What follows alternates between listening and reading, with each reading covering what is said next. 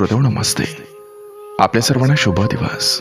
श्रोतेहो, आजच्या धावपळीच्या आणि या मुखवट घालून जगणाऱ्या दुनियेत माणूस बाहेरून जितका हसताना दिसतो ना, तितकाच तो आतून तुटलेला असतोय. आपल्याला माहिती आहे, प्रत्येकाच्या आयुष्यात टेन्शन आहे, चिंता आहे, मनात न बोलता येणाऱ्या वेदना आहेत. काही लोक आपल्याला समजून घेण्याऐवजी आपल्याला कमी लेखत असतात. आपण मनापासून चांगलं वागतो, मदत करतो, नाती जपतो, पण समोरचा मात्र आपल्या चांगुलपणालाच कमजोरी समजून आपल्यालाच त्रास देत राहतो. श्रोतेहो, आजकाल माणसांची भाषा गोड झाली, पण मन मात्र कडू झालेत. चेहऱ्यावर प्रेम दाखवणारी अनेक माणसं पाठीमागं मत्सर आणि स्वार्थ जपताना दिसत आहेत. श्रोतेहो, काही लोक तुमच्या दुःखात सहानुभूती दाखवतात, पण मनातून मात्र तुमच्या पडण्याची वाट पाहत असतात. आणि म्हणूनच श्रोतेहो, आयुष्यात शांत राहायचं असेल तर प्रत्येकाला आपल्या मनात जागा देणं हे थांबवलं पाहिजे. काही लोकांना त्यांच्या लायकी ठेवणं शिकावं लागतं, कारण प्रत्येकाला स्पष्टीकरण देत बसलो, प्रत्येकाच्या वागण्याचा विचार करत बसलो तर आपली मनशांती ही हरवून जात असते. काही माणसं बदलत नाहीत. कितीही प्रेम दिलं, आपण कितीही त्यांना आदर दिला, तरी त्यांचा स्वभाव मात्र तसाच राहत असतो.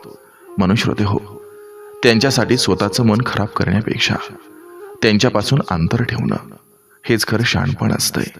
म्हणून श्रोतेहो, टेन्शनमधून बाहेर पडण्याचा सर्वात सोपा मार्ग म्हणजे स्वतःची किंमत ओळखा. मनाला त्रास देणाऱ्या लोकांपासून दूर राहा आणि जे जसे आहेत त्यांना त्यांच्या लायकीतच ठेवा. कारण आयुष्य खूप छोटं आहे. ते प्रत्येकाच्या स्वार्थासाठी आणि खोटेपणासाठी वाया घालवणे इतकं सोस्त नाही. बघा, पटतंय का? पटलं तर नक्की विचार करा. चला, आजही आपल्यासाठी सुंदर विचारांची ही शिदोरी, ही मालिका अशीच पुढे घेऊन आलोय. चला, करूया सुरुवात सुंदर विचारांना, सुंदर सुविचारांना.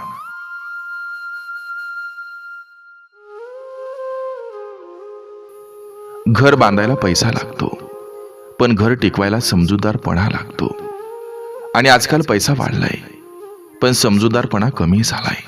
म्हणूनच मोठ्या घरांमध्येही माणसं मनानं दूर गेलेली दिसतात.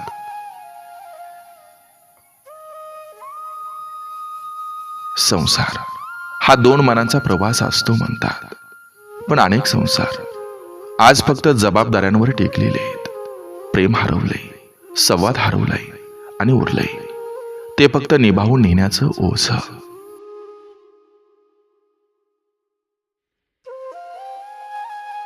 काही नातेवाईक असे असतात की तुमच्या घरात आनंद आला की त्यांना अस्वस्थता येते, पण दुःख आलं की तेच लोक चौकशीच्या नावाखाली जखमेवर मीठ चोळायला येतात. टेन्शन ही अशी गोष्ट आहे की ती बाहेरून दिसत नाही, पण आतून माणसाला रोज थोडं थोडं संपवत असते.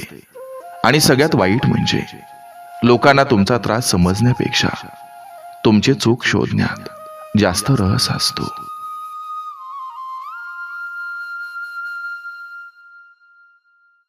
काळ आणि वेळ दोन्ही खूप विचित्र असतात, कारण वेळ बदलली की माणसं बदलतात आणि काळ फिरला की आपले वाटणारेही परके होतात.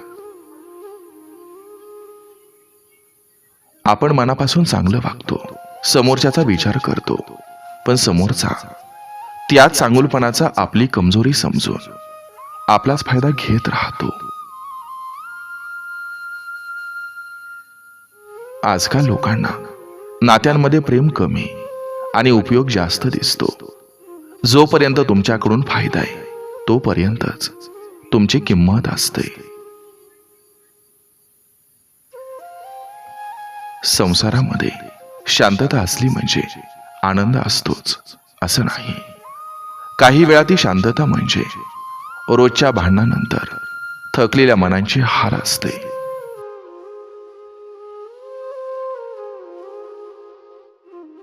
माणुसकीची भाषा बोलणारे अनेक भेटतात, पण दुसऱ्याच्या दुःखात खरंच उभं राहणारे फार कमी असतात.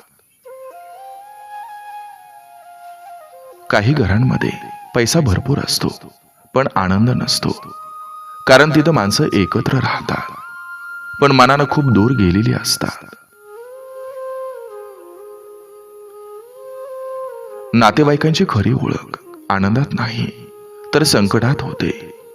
कारण सुखात सगळे जवळ येतात, पण दुःखात अनेक चेहरे गायब होतात.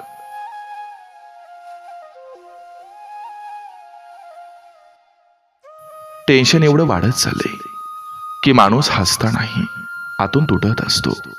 आणि त्याचं हसू हे फक्त जगासाठी उरलेलं नाटक असतं.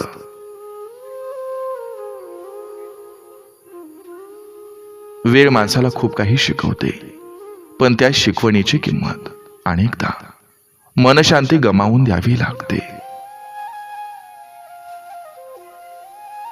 आपण दुसऱ्यांना जपण्यात इतकं गुंतून जातो की शेवटी स्वतःलाच हरवून बसतो आणि समोरच्याला त्याची जाणीवही नसते.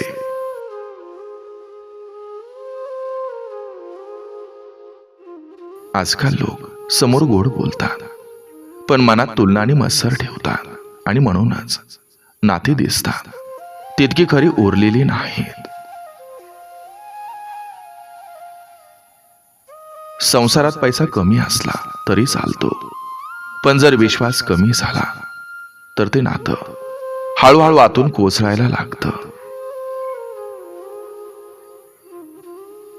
काही माणसं तुमच्या आयुष्यात फक्त टेन्शन वाढवायला येतात.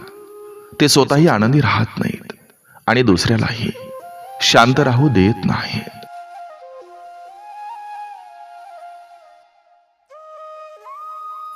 काळ एवढा बदललाय की आता माणसं चेहऱ्यावर प्रेम दाखवतात आणि पाठीमागं द्वेष साठवून ठेवतात.